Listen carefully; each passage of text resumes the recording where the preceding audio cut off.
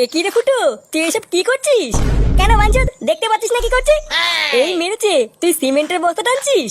তুই তো কালকে বললি তুই রাজমিস্ত্রি কাজ করবি, এখন তো দেখছি তুই বস্তা টানছিস।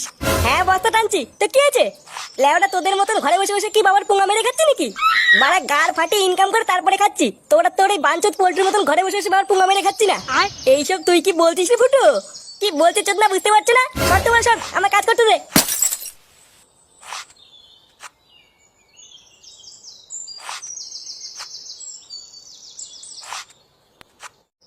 কি, ফুটো তোকে এইসব বলেছে?